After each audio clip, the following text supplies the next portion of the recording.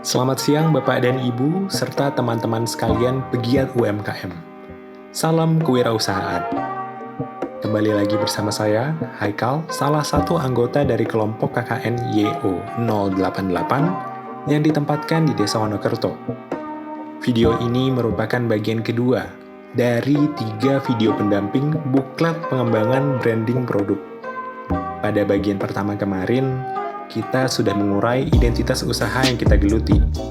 Dan pada bagian kedua ini, kita akan membahas tentang siapa konsumen yang kita cari. Karena pada dasarnya, di dalam branding, identitas konsumen yang kita targetkan sama pentingnya dengan identitas usaha kita. Baik, langsung saja kita masuki bagian penyampaian materi. Pernahkah terpikirkan, konsumen seperti apa yang kita rasa paling cocok dengan usaha kita? Apakah konsumen yang membeli dalam jumlah yang banyak? Ataukah konsumen setia yang membeli produk kita secara berkala? Ataukah konsumen yang berasal dari komunitas kita? Yang pasti, untuk menambah dan mempertahankan konsumen, ada satu kondisi yang perlu untuk dipenuhi, yaitu konsumen puas dengan produk dan pelayanan yang kita berikan. Namun seperti halnya dalam hidup, sulit sekali untuk bisa memuaskan semua jenis konsumen. Karena preferensi yang beragam, ada saja konsumen yang merasa kurang cocok dengan produk maupun pelayanan yang kita berikan. Oleh karena itu, pada umumnya, usaha akan menargetkan secara spesifik jenis konsumen yang sesuai dengan lini bisnis mereka. Sehingga sumber daya yang mereka miliki bisa dikerahkan untuk menjaring kelompok konsumen tersebut secara maksimal. Pada umumnya, ada 5 tahapan pengalaman konsumen dalam mengkonsumsi suatu produk. Tahap pertama, tahap discovery, atau penemuan, yang mengacu kepada bagaimana konsumen bisa mendapatkan informasi tentang keberadaan produk kita. Pengalaman konsumen dalam tahap ini bergantung kepada seberapa mudah produk kita untuk ditemukan. Tahap kedua adalah tahap evaluasi, yaitu bagaimana konsumen menilai produk kita dan membandingkannya dengan produk pesaing sebelum membeli. Kejelasan informasi adalah penyokong dari tahap ini. Tahap ketiga adalah tahap pembelian. Sama seperti judulnya, tahap di mana konsumen memutuskan untuk membeli produk kita. Tentunya, jika sudah dirasa cocok dengan fitur-fitur serta harga yang kita tawarkan dari informasi di tahap evaluasi. Tahap keempat adalah tahap pengalaman. Perlu diketahui, pengalaman yang dimaksud di sini bukan hanya bagaimana konsumen merasakan fitur-fitur dan karakteristik produk kita saja, namun juga pengalaman dalam perjalanan sebelum membeli produk kita, pengalaman dalam proses pembelian, maupun pengalaman pasca pembelian. Tahap ini akan menentukan apabila konsumen hanya akan membeli satu kali saja, ataukah mereka akan membeli kembali di kemudian hari. Tahap kelima adalah tahap advokasi. Tahap ini adalah di mana konsumen membagikan pengalaman mereka kepada orang lain. Tentunya tahap ini adalah pedang bermata dua, di mana apabila konsumen merasa puas, review positif yang mereka berikan bisa menarik konsumen untuk datang. Dan sebaliknya, apabila mereka kurang puas, review negatif yang mereka berikan bisa mencegah konsumen untuk datang. Oleh karena itu, sangat penting bagi kita untuk menyesuaikan tahap-tahap ini dengan kelompok konsumen yang kita targetkan. Lalu, bagaimana cara kita untuk menentukan siapa konsumen yang kita cari? Mari kita simak bagian berikutnya. Kami akan membawakan 2 metode untuk menentukan target konsumen. Yang pertama adalah dengan menggunakan metode demografi. Metode demografi sendiri menggunakan informasi umum seperti usia, jenis kelamin, tempat tinggal, budaya, jenis pekerjaan, status perkawinan, dan jumlah penghasilan untuk menggolongkan konsumen.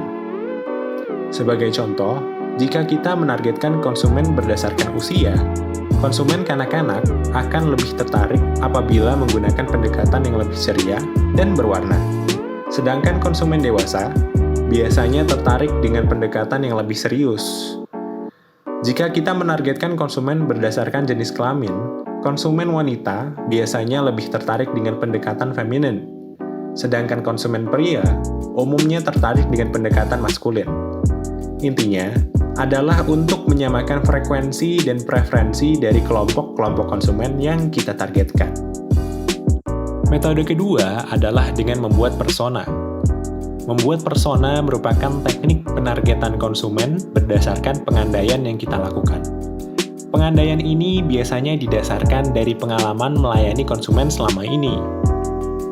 Pengandaian ini dapat dituliskan dalam bentuk narasi profil dan bisa dilakukan secara umum maupun spesifik.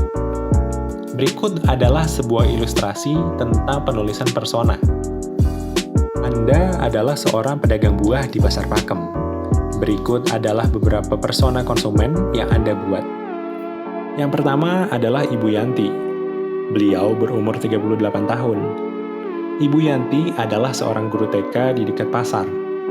Beliau sering mampir ke pasar untuk membeli buah serta kebutuhan pokok sebelum berangkat bekerja. Ibu Yanti sendiri memiliki 3 orang anak, yang semuanya masih lumayan kecil. Suami Ibu Yanti bekerja sebagai guru SD. Seringkali, Ibu Yanti mampir ke pasar untuk membeli jenis buah yang berganti-ganti. Jeruk, pepaya, dan melon adalah buah yang paling sering ia beli. Berhubung, jenis buah tersebut adalah buah kesukaan masing-masing anaknya. Sekali membeli, Ibu Yanti membeli buah secukupnya saja. Cukup untuk disantap sekali makan bersama keluarga kecilnya. Yang kedua adalah Mas Mario. Umurnya 26 tahun. Mas Mario adalah seorang langganan di kedai buah Anda. Ia seorang perantau dari Sulawesi Utara yang membuka usaha es jeruk di dekat kampus negeri terkenal di kota Anda. Setiap 1-2 hari sekali, Mas Mario mampir untuk membeli jeruk. Jumlahnya sesuai dengan penjualannya. Sekali membeli jeruk, Mas Mario bisa membawa 15 kilo jeruk di atas sepeda motornya. Karena membeli dalam jumlah banyak, Anda memberikan harga lebih murah kepada Mas Mario. Yang ketiga adalah Mbah Giman. Beliau berumur 72 tahun. Setiap pagi, selepas sholat subuh, Mbah Giman berjalan melewati pasar. Hampir setiap pagi, Mbah Giman mampir ke kedai Anda untuk membeli buah yang itu-itu saja. Buah naga setiap hari Senin, Rabu, Jumat, dan Minggu, serta pisang nangka di hari selain itu. Mbah Giman tinggal berdua bersama istrinya, Mbah Murni, tidak jauh dari pasar. 4 orang anak mereka semuanya merupakan abdi negara yang ditempatkan di berbagai daerah. Namun, ketika anak-anak Mbah Giman pulang kampung, Mbah Giman pasti membeli berbagai jenis buah untuk disantap bersama anak, cucu, dan menantunya. Seperti yang bisa kita lihat, inti dari teknik ini adalah untuk menemukan motivasi dan preferensi dari target konsumen kita dengan mencoba merasakan menjadi diri mereka. Perlu diketahui, persona yang dimaksud bisa menggunakan persona asli pelanggan Anda maupun persona fiktif yang Anda ciptakan berdasarkan hasil pengamatan. Sekian dulu untuk bagian kedua dari video pendamping buklet pengembangan branding produk. Jika ada kekurangan, mohon dimaafkan. Sampai bertemu di video berikutnya.